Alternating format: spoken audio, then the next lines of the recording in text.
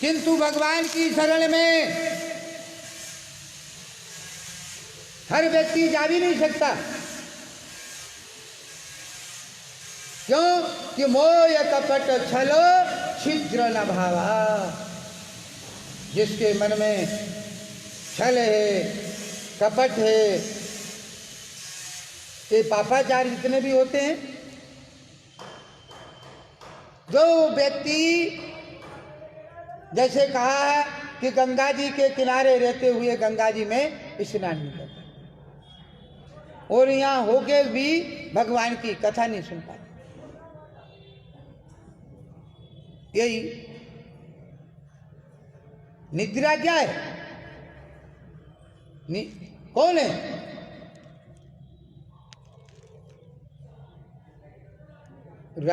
कुंभकर्ण की पत्नी।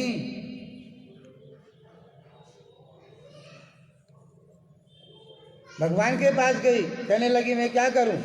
उन्हीं तू क्या कर, जा जहां कथा भागवत हो, जिसके मन में श्रद्धा विश्वास नहीं हो उसके ऊपर सवार होकर तू कथा सुनेगी और वैकुंठ की प्राप्ति हो जाएगी। क्योंकि वो तो निद्रा में चला गया, तू उसमें सवार होके तू कथा सुन।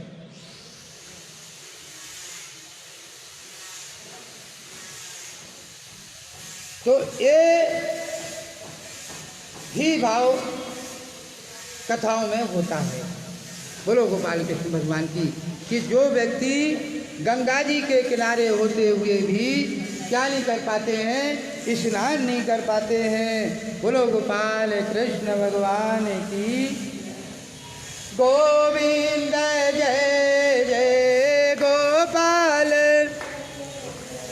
गोविंद जय जय राधा रमण हरि, गोविंद जय जय राधा रमण हरि। बोलो गोपाल कृष्ण भगवान की। एक वैद्य था, उसने औषधालय खोला और यह विज्ञापन लगाया कि हमारे यहाँ प्रत्येक रोग की दवा मिलती है, प्रत्येक बीमारी का इलाज होता है।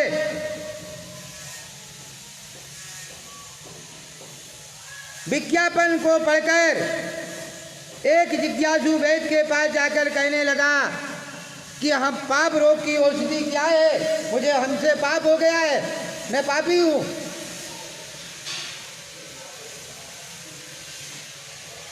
किसकी दवा चाहिए? पाप रोग की। मैं जब देखो जब मैं नहीं चाहता हूं फिर भी मुझसे पाप हो जाता है। कई ऐसे भी व्यक्ति होते हैं।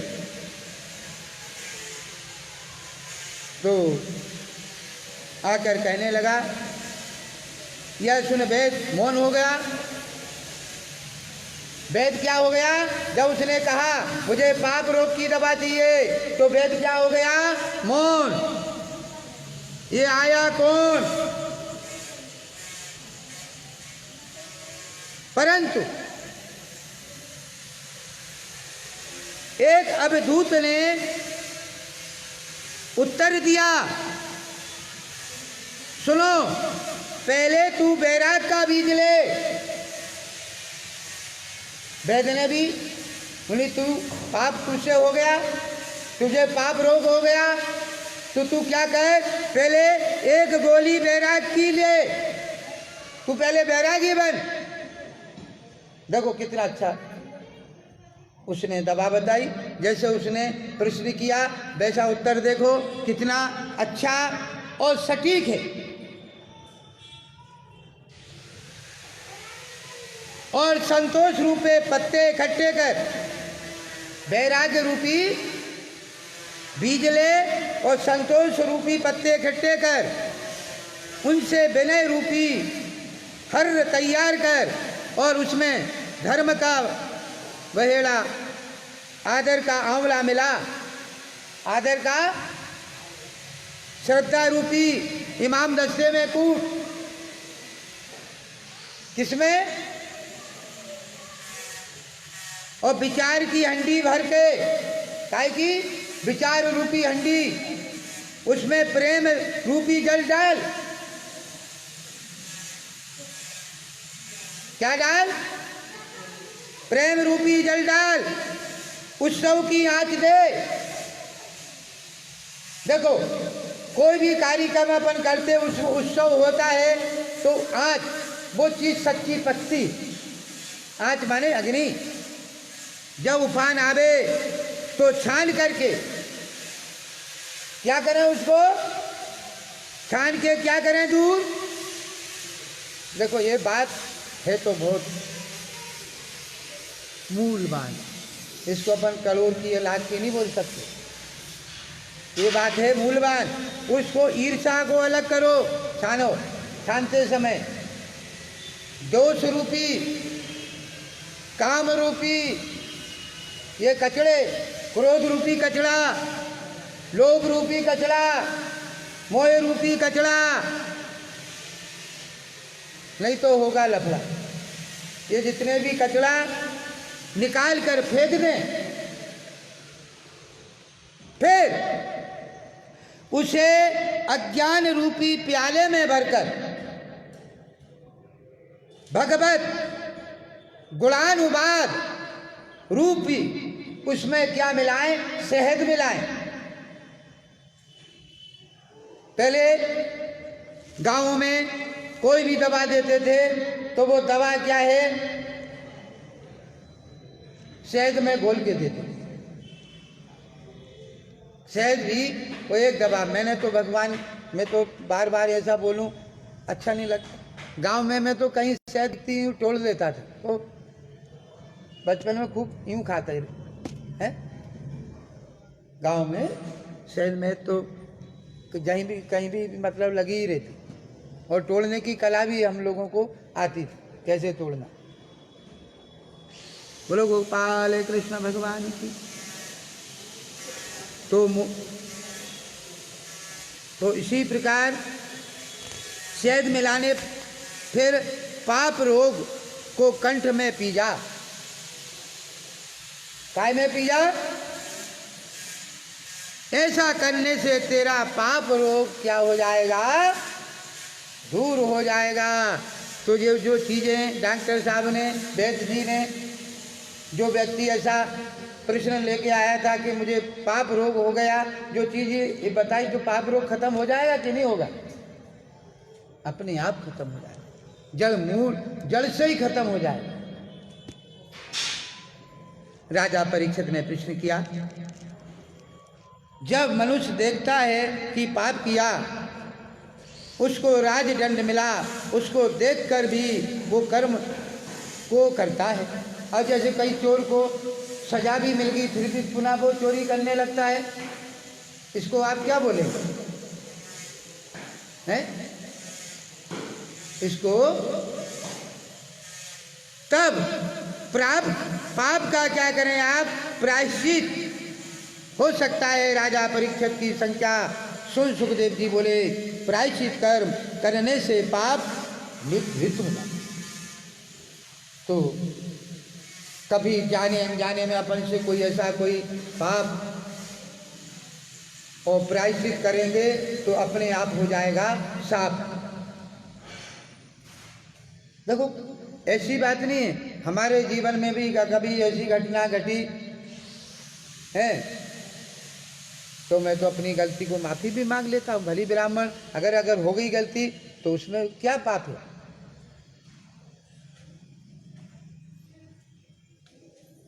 अपन कोई चीज को लेके क्यों बैठे रहेंगे जीवन भर? वो गांठ बांध के क्यों रखे? जो हमेशा क्या रहे? दुखदाई। तो जीवन में अगर कोई जीवन में कभी किसी से ऐसी हो, वो किसी से नहीं हो तो भगवान से तो अपने आप में माफी मांग लो। कौन सुन रहा तुम्हारी कि मैंने क्या बोला? भगवान के सामने सत्य बोल के, प्रभु मुझसे ऐसा ऐसा हो गया है, मुझे माफ कर दो और मैं ऐसा कभी नहीं करूँगा। तो गोपाल जी तो हमारे दया के सागर हैं, गोपाल जी तो हमारे करुणा के सागर हैं, और आपके ऊपर आज नहीं तो कल कृपा करेंगे। क्यों कि गोपाल जी का कर्म ही कृपा करना है।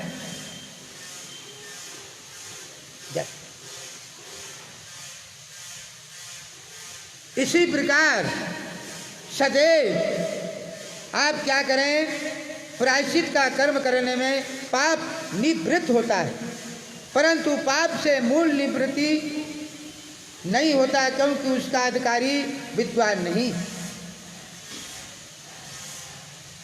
इससे विचार करना प्रायश्चित है।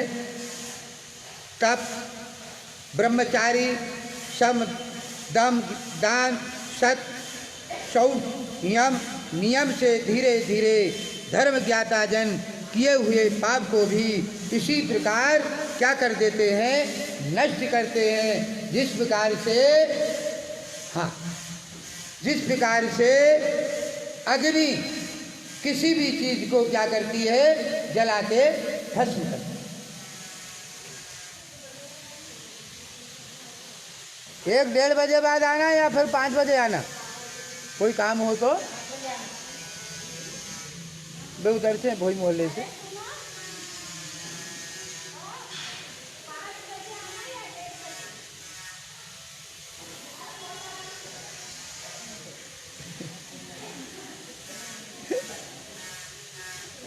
बोलो गोपाल कृष्ण भगवान।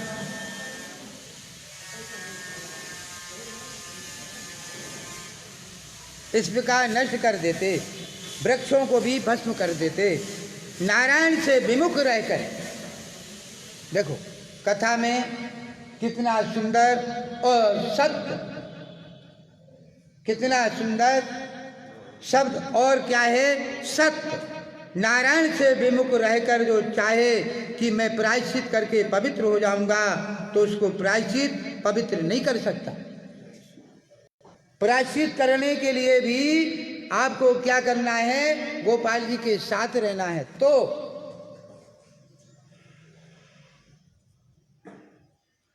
साथ रहने से क्या मिलता है। अब जैसे मैंने हमारे साथ में जैसे पांडे जी हैं, उठा के पांडे जी को केला दे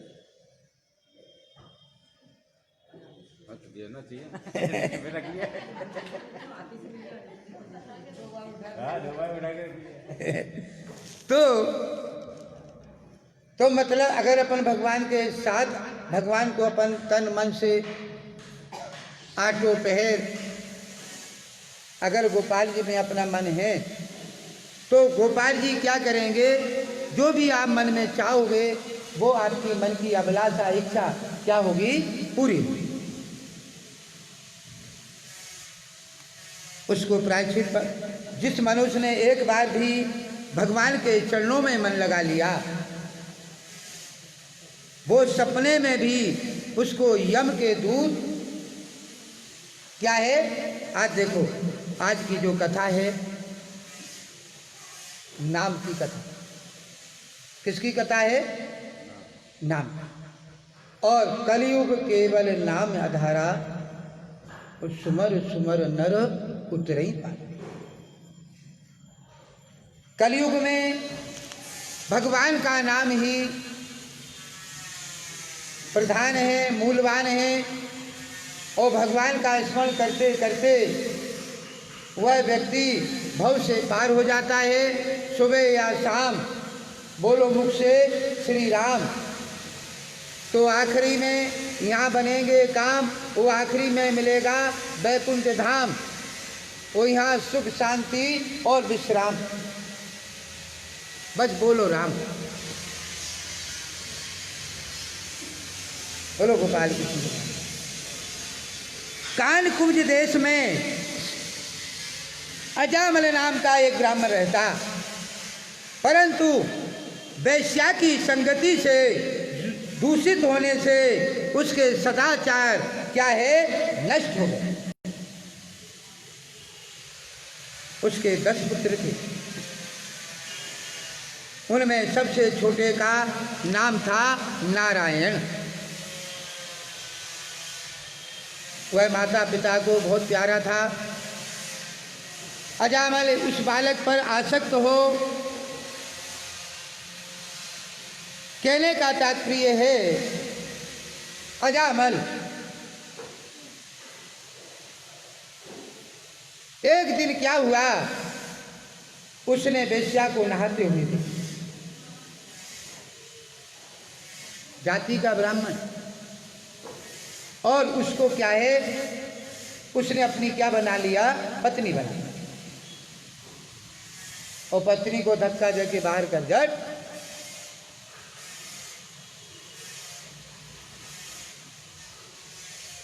अब एक दिन क्या घटना घटी कि उसकी वेश्या के रूप में जो पत्नी थी तो वेश्या, फिर भी वो भगवान को थोड़ी बहुत श्रद्धा रखती। एक दिन 5 महात्मा जी आए। महात्मा जी ने किसी सज्जन से पूछा, भैया हमको ऐसा वैष्णव घर बताओ जहाँ पर मैं रुक सकूं और भोजन भी बना सकूं। क्या बना सकूं? भोजन।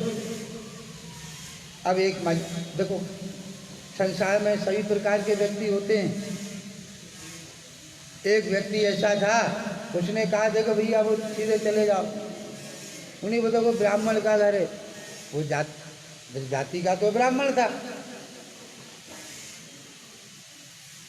किंतु उसके कर्म क्या थे, बुरे थे।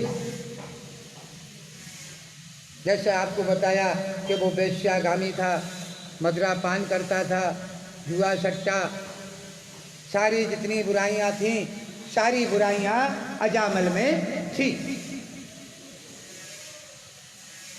अब अजामल के घर जब महात्मा जी पहुंचे, पत्नी घबरा गई कि मेरे घर में ये कहां से आ गए। किंतु संत, जो संत होते हैं, नहीं, संत हृदय नव नीत समान। संत व्यक्ति मक्खन की तरह होते हैं। एक व्यक्ति, एक दिन क्या घटना घटी, संत कैसे होते हैं, उनका हृदय कैसे होता कि एक बिच्छू नाली में पड़ा, पानी में बह रहा था। महात्मा जी ने उस बिच्छू को निकाला, ये मर जाएगा। संत के लिए दुष्ट हो या धर्मात्मा हो, सब बराबर है, वो किसी को मरते हुए नहीं दिखते। बिच्छू को अब बिच्छू को जब निकाला तो बिच्छू क्या करता, डंक मारता, और जब डंक मारता तो वो तड़पने लगते उसके दर्द से, बार बार ऐसा करते। एक आदमी व्यक्ति खड़ा था, वो देख रहा था, बाबा जी आप क्या पागल हो, जो बार बार आपको डंक मार रहा है और बार बार आप निकाल रहे हो। बाबा जी ने कहा बेटा तू जो समझे वो हूँ मैं, किंतु देखो ये इसका कर्म है डंक मारना, और मैं हूँ संत, मैं इसको हमारे सामने मानने नहीं दूंगा, मानने दो इसको डंक। देखिए मैं तो संत हूँ। जब इसने अपना कर्म, अपना स्वभाव नहीं बदला, तो मैं अपना कर्म, मेरा कर्म है संत, मैं दया करूं, मैं इसकी रक्षा करूं। तो कहने का तात्पर्य है, जिसका जो धर्म है, जो कर्म है, उसका अगर व्यक्ति क्या करता है, पालन करता है, तो उसका जीवन धन्य होता है। केवल पूजा पाठ करने से, भगवान को माला चढ़ाने से, प्रसाद, देखो बुरा मत मानना, इससे ही केवल भगवान प्रसन्न नहीं होते, ये तो एक कर्म है। किंतु भगवान ने जो मार्ग आपको बताया है, जो गीता के द्वारा, रामचरितमानस के द्वारा राम जी ने जो मर्यादा का पालन किया है, जो लीला की है, गोपाल जी ने गीता जी के माध्यम से जो आपको ज्ञान दिया है, उस ज्ञान का पालन करें, जीवन में उतारें, तो सच्चे हम गोपाल जी के भक्त सेवक।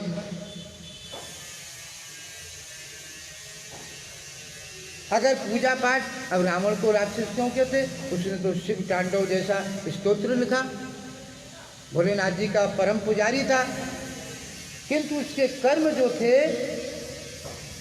वो दानवी थे, मानवी नहीं थे। और मानव को भी अपन कभी कभी क्या बोलते हैं, ये ढोर है, जिसको धर्म की मर्यादा का ज्ञान नहीं, देवता ब्राह्मण की मर्यादा का ज्ञान नहीं, जिसको संस्कार क्या है, छोटा बड़ा किसका क्या, अच्छे बुरे का ज्ञान नहीं, वो क्या है? आहार निद्रा भय संत तत्वम। आहार निद्रा, आहार पशु भी लेता है और मनुष्य भी लेते हैं। भय पशु को भी लगता है और मनुष्य को भी भय लगता है। भोग मनुष्य भी करता है और पशु भी करते, किंतु ज्ञानम हितेशम अधिकम विशिष्टम, और ज्ञानेन हीन पशुभिः समः। ज्ञान ही विशिष्ट है। रूप यौवन संपन्ना विशाल कुल संभवा।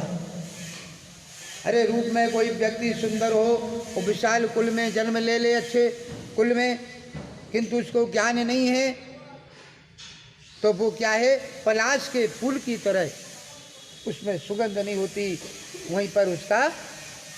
तो कहने का तात्पर्य है, ज्ञान ही व्यक्ति का पहचान बनाता है। ज्ञान से ही आप मूल्यवान कहलाते हैं। ज्ञान से ही आपकी कीमत, जैसे किसी व्यक्ति को ऐसा कोई शिक्षा दीक्षा जब लेता है, ऐसा ज्ञान हो जाता है, तो उसको अच्छी नौकरी मिल जाती है, मुँह मांगे पैसे मिलते, तो वो भी तो एक ज्ञान की कीमत है। ज्ञान की कीमत कल भी थी, आज भी है और कल भी, किंतु उस चीज को लेने वाले नहीं है। ज्ञान रूपी कल भी दबा है। आदमी को मीठा चाहिए, किंतु ज्ञान रूपी कल भी दबा, जो बनाती है आपको हर उम्र में जबा। वो ज्ञान रूपी दबा ही आपके जीवन को धन भी बनाती है, यहाँ भी और आने के बाद में। जिस भी आप, वैसे तो मैं तो कामना करूं कि सबको ही वैकुंठ धाम की प्राप्ति हो। जैसे कोई नाव में व्यक्तियों को बैठाता है, चला के ले जाता है, तो वो तो पार लगाने की इच्छा रखता है, वो डूबने की इच्छा तो रखेगा नहीं, है कि नहीं? बोलो गोपाल कृष्ण भगवान। तो कहने का तात्पर्य है, सब में बड़ी चीज है भगवान की कृपा, उससे आपका जीवन धन्य है, पावन है, नहीं तो कोई जीवन नहीं है। उदाहरण तो इसलिए सुनाए जाते हैं कि उदाहरण के द्वारा व्यक्ति को वो ज्ञान सरलता से उसके जीवन में वो क्या करे, निवास करे। अब यहाँ पर महात्मा जी पहुंचे, पत्नी घबरा गई, बोली बाबा जी, उन्हीं बाहर उन्हें, अरे बोले देवी क्यों, बाबा जी भी कहने लगे, अरे मेरा पति आ जाएगा, अभी आ जाएगा मेरा पति, वो आपकी कर देगा दुर्गति। मेरा पति अधर्मी है। देखो पत्नी भी वो वेश्या थी, किंतु देखो ब्राह्मण की पत्नी बन गई वो, तो उसमें तो थोड़ा सा ज्ञान भी आ गया। वो क्या कह रही है, मेरा पति आएगा, आपको वही गाली माली देगा, आपको अपमान करेगा, तो मुझे अच्छा नहीं लगेगा। क्या नहीं लगेगा? महात्मा जी ने कहा यहाँ तो बड़ी बीमारी है, बहुत बड़ा रोग, और हमारा आने का बन गया योग। मैं तो, महात्मा जी का तो नियम है कि जहाँ जिसके घर में गए उनका उद्धार करते हैं, उनका कल्याण करते हैं। किंतु वो महात्मा संत हों, साधु और स्वादु, एक व्यक्ति स्वाद के लिए जीवन जीते हैं और एक व्यक्ति धर्म के लिए जीते हैं। संत महात्मा का जीवन ये होता है केवल धर्म के लिए जीना, सत्य के लिए जीना। इसलिए नहीं कि हम मखमल के अच्छा पलंग, मखमल का गद्दा, ये संत की व्याख्या नहीं है। आप गीता पढ़ो, आप रामचरितमानस में शुरू में बालकांड में संत महात्माओं के ऊपर बहुत अच्छा तुलसी बाबा ने लिखा है, देखो आप। तुलसीदास जी ने तो रामचरितमानस ऐसी लिखी कि जीवन में अगर रामचरितमानस अपन जीवन में उतार लें तो हर घर में राम राज हो जाए। जिसके घर में मर्यादा का वास होगा उसके घर में राम का राज होगा। बोलो गोपाल कृष्ण भगवान। अब वो कहने लगे देवी मैं तो यहीं भोजन करूंगा, यहीं भोजन बनाऊंगा।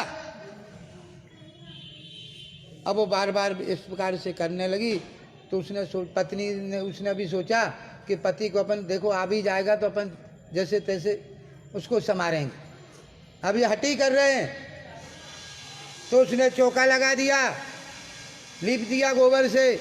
महात्मा जी आप महात्मा जी गए कुइया में से पानी भर के ले आए बाल्टी भर, और अजामल की पत्नी ने सूखा सामान दे दिया। फिर हमारे गांव में पहले मैं भोजन करने जाता था, वो समय हमको भी याद आता है। हमारे यहाँ ऐसे ही होता था, मैं अगर ठाकुर समाज में भी अगर गया तो समझो कि आप किसी में भी ब्राह्मण को छोड़ के तो आपको हाथ से बना के ही गांव में भोजन करना पड़ता। ऐसा चलन आज भी यही चलन है हमारे गांव में। जैसे हमारे यहाँ सभी समाज में ब्राह्मणों का भोजन होता है। हमारे यहाँ गांव में 100 ब्राह्मण, मतलब 50 घरों 100-150 ब्राह्मण, तो उनका भोजन होता है। तो उसको भोजन में मिठाई का भोजन मिठाई वाला बना के दे देगा, वो भी एक बर्तन में रखवा देंगे, ये पंडित जीओं के लिए। दूसरा भाई एक पंडित जी जो उनके जिस घर में भोजन है उनके जो पंडित जी होते, सबके पंडित जी अलग अलग होते समाज में, वो पंडित जवाबदारी, फिर वो ब्राह्मण ही आके बनाएंगे पूड़ी मुड़ी साग सब्जी सब। और फिर भोजन वो एक ब्राह्मण रहेगा तो वो सब पे नज़र रखेगा कितने घर से कितने पंडित जी आ गए, कौन नहीं आए। आखिरी में जब भोजन हो जाए बचेगा तो वो उनको दे के चले जाए। और ये भी नियम है, देखो भगवान ने ब्राह्मणों के पैर धोए। कृष्ण भगवान को जिसको आप मानते हम मानते, राम जी ने भी वही मान, किंतु आप जब उनको मानते किंतु उनकी नहीं मानते, कितनी बड़ी बात है। भगवान को मानते किंतु भगवान की बात को नहीं मानते। सब में बड़ी विडंबना है अगर अपन भगवान को भी माने और भगवान की बात को माने। तो हमारे यहाँ तो ये नियम था, हाथ में लोटा लेके आज भी अपना घर का जाते हैं। ये गिलास वहाँ जाएंगे तो जिसके यहाँ भोजन करने जाएंगे नहीं तो वो घर वाला ब्राह्मणों के पहले पैर धोएगा, सभी के जितने भी आएंगे। वो मतलब आज आप ये सारी चीज़ भूल गए, इसी कारण तो ये कोरोना का हो गया रोना। अब वो कोरोना आपको सिखा रहा है कि घर में जाओ तो पहले पैर धो, फिर साबुन से हाथ फिर करना हमसे बात। तो कहने का तात्पर्य है तो गांव में ऐसा होता, आज भी नियम है। और आम आदमी भी सब जैसे भोजन को बैठेंगे तो वहाँ एक आदमी खड़ा रहता है हमारे यहाँ नाई, वो सबके पैर धुलाता, पानी हाथ पैर खुला, फिर बैठते पंगत में। आज आपने गाय बैल जैसे गाय ढोर को अपन क्या करते हैं, खूंटे से बांधते हैं, किंतु आज का जो भोजन होता है वो बिना खूंटे के गाय ढोर बन जाती है। इधर मुँह मारा इधर मुँह मारा है। अब ये तुम्हारी इस भोजन में आदमी को कई आदमी परहेज करेंगे, देखना भी कई दिनों तक डर लगेगा। अब वहीं आप भी हाथ लगा रहे, आप भी हाथ लगा रहे और वही भोजन मैं कर रहा हूँ। अब क्यों नहीं, फिर वो ही आ जाएंगे। तुम भगवान कभी कभी भी जो लीला करते रही वो रिटर्न करने के लिए। पहुंचो जहां से तुम आए थे।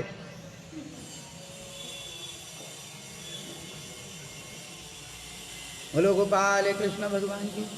अब यहाँ पर महात्मा जी ने भोजन बनाया। भोजन बनाने के बाद क्या हो गया, भोजन ग्रहण कर लिया। और भोजन ग्रहण करने के बाद महात्मा जी लोग जाने वाले थे। और इतने में क्या है, अजामल आ गया। वो अजामल ने जब देखा, किसको देखा, महात्मा जी को, मेरे घर में महात्मा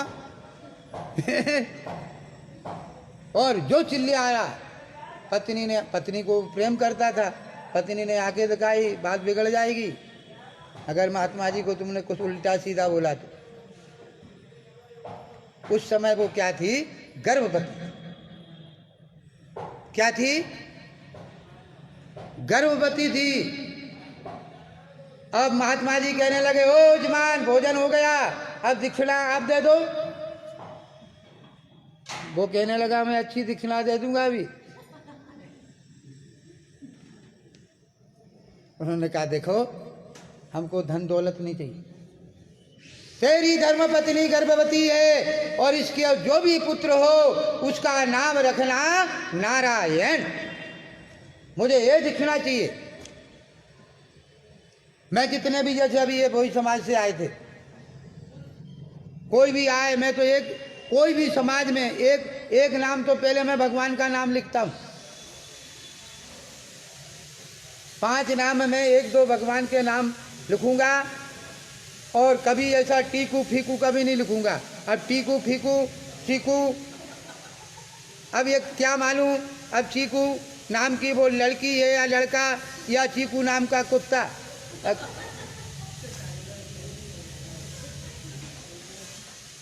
अब ऐसे नाम से हमें क्या काम, ये नाम की कथा इसलिए बोल रहा हूँ, ऐसा सब बुरा मत मानना।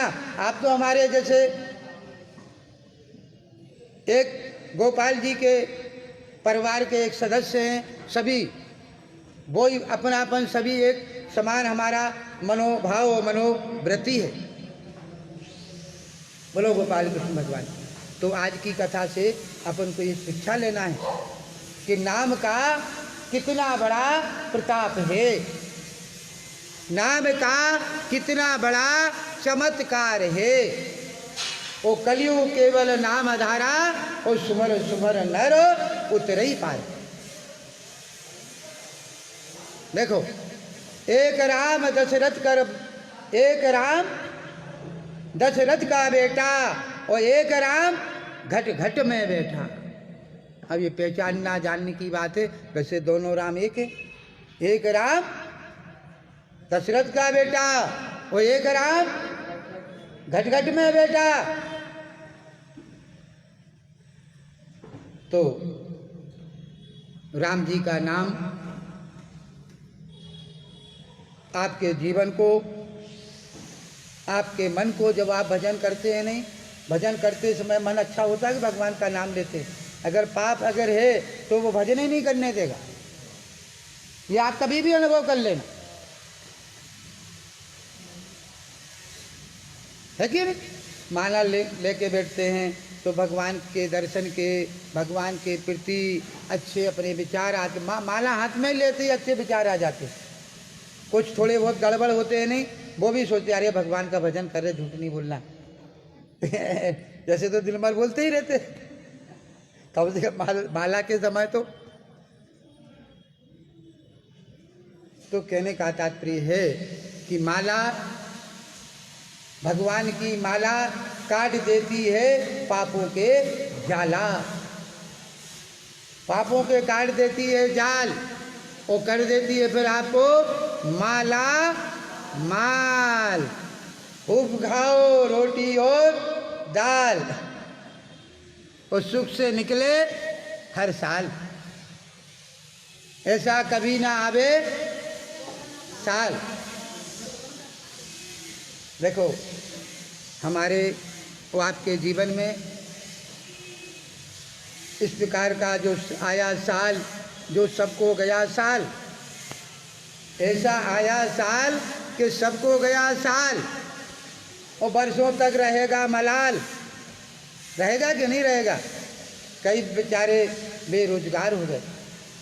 जहाँ दुकानों में मैं यहाँ देखता था 10-10 आदमी काम करते थे, वहाँ 2 आदमी काम कर रहे, वो 8 आदमी तो बेरोजगार हो गए।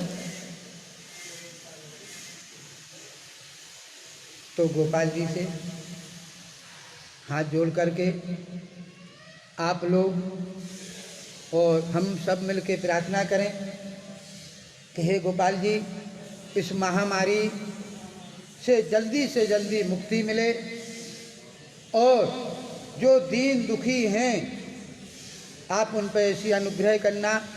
हे गोपाल जी, ऐसी कृपा करना कि उनका दुख, उनका जो बुरा समय इस प्रकार से निकल जाए, जैसे कभी अपन की समुद्र की लहरें आती नहीं अपने ऊपर, और अपन यूँ सिर झुका लेते हैं तो ऊपर के ऊपर निकल के फिर वापस चली जाए, है कि नहीं?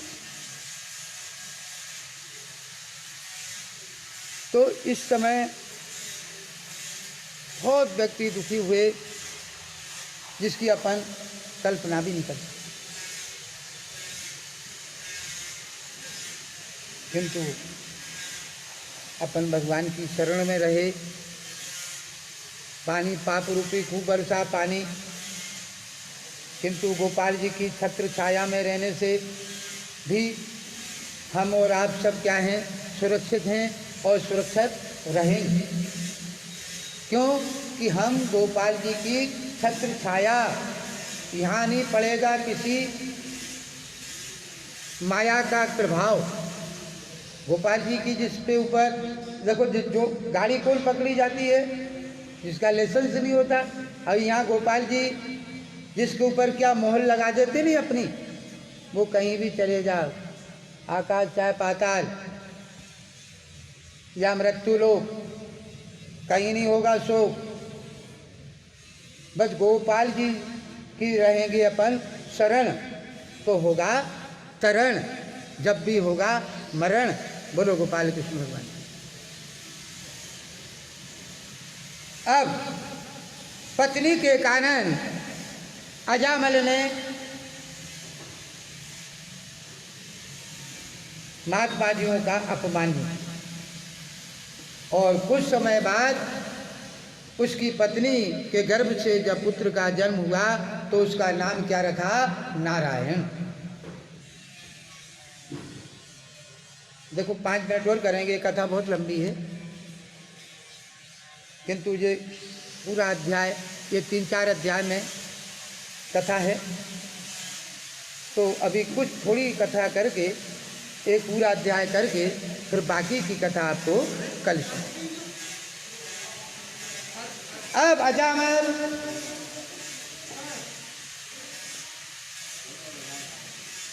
क्या करता कि जब बालक जब भी घर आता तो नारायण नारायण कहाँ है? अब नारायण बड़ा हो गया, ओ नारायण चल बेटा नहाने।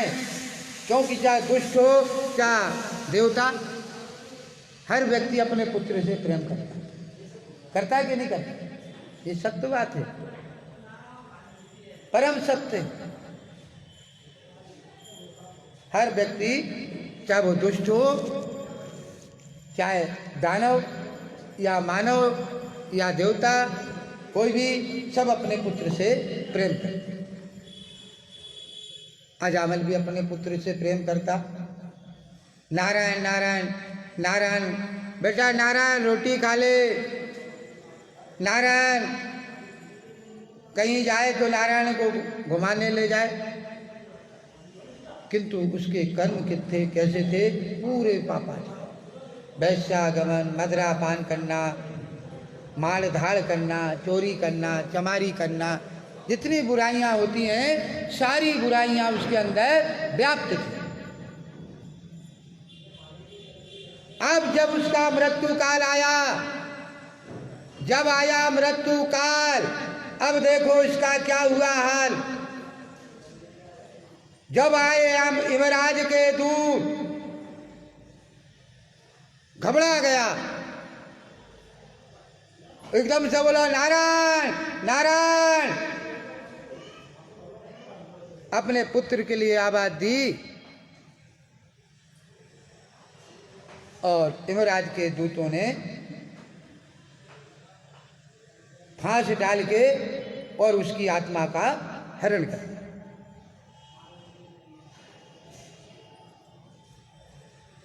यहाँ पर जाके यम लोग पहुंचे। यमराज बोले इसका खोलो बही खाता। जब खोला बही खाता तो पुण्य से तो इसका कोई संबंध नहीं था, पाप से ही था इसका नाता।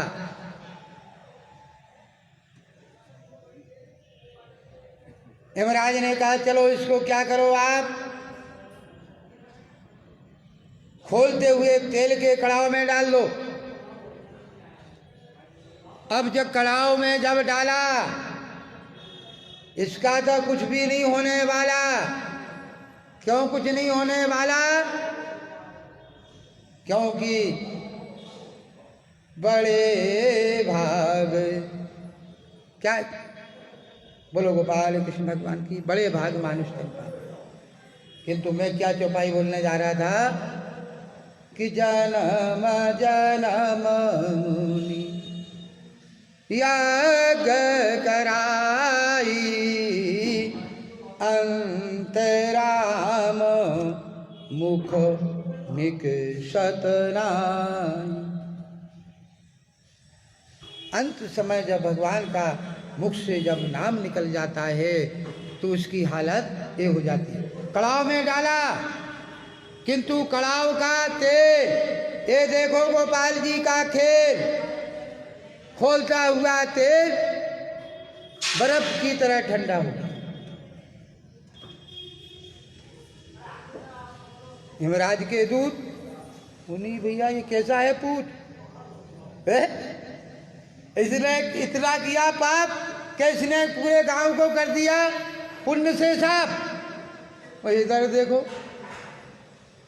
उसी समय भगवान के आगे दूत, इसको हमारे दो, ये हमारा गिरा के।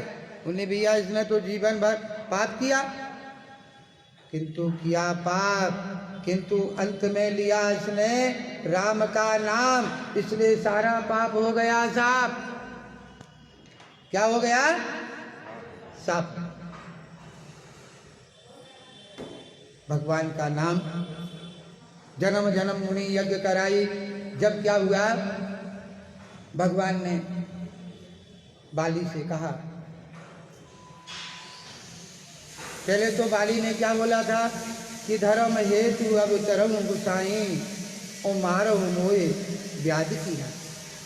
आपने धर्म की रक्षा करने के लिए अवतार लिया, तब आपने मुझे पापियों की तरह क्यों मारा? मुझे पापियों की तरह क्यों मारा? कारण कबर नाथ मुझ मारा और मैं बेरी सुग्रीव प्यारा। मैं बेरी हो गया, सुग्रीव आपको प्यारा। तो भगवान ने कहा देखो कि अनुज बधू भगनी सुत नारी, अनुज बधू भगनी सुत नारी, हेरे सटे कन्या समचारी। अनुज अपने भाई की, छोटे भाई की पत्नी, पुत्र की पत्नी, बहन, कन्या, ये सभी सब चारों संबंध कन्याओं के समान होते हैं। उतने कुदृष्ट बिलोकई जोई, उतने मार कछु पाप न हो।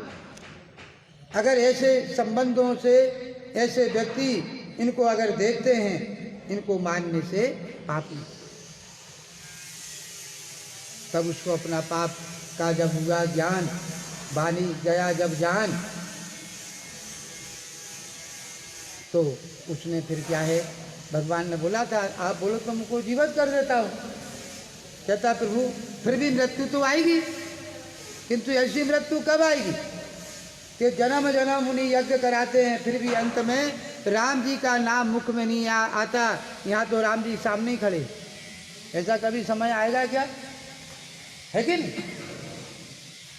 तो कहने का तात्पर्य है आज की जो कथा शेष भाग आपको कल सुनाएंगे। नाम का प्रताप कि आज देखो अजामल जैसे पापी जो केवल अपने पुत्र के नाम का स्मरण करता था, पुत्र के नाम को पुकारता था, किंतु आज इससे हमको ये ज्ञान है लेना चाहिए कि हम और आप अपने पुत्र के नाम को भगवान के नाम पे रखें। अगर कथा सुनी आपने सच्चे मन से, ऐसा नहीं है कि पुत्र का ही तरण होगा, दादा दादी का भी हो सकता है। दादी भी तो अपने पुत्र पोते को बुलाती है कि। तो कहने का तात्पर्य है भगवान के नाम के ऊपर नाम रखने से बार बार अपने मुख से भगवान के नाम का उच्चारण होता है। इन्हीं शब्दों के साथ आज की कथा समापन। समय के अभाव में बोलो गोपाल कृष्ण। आप लोग आरती करें।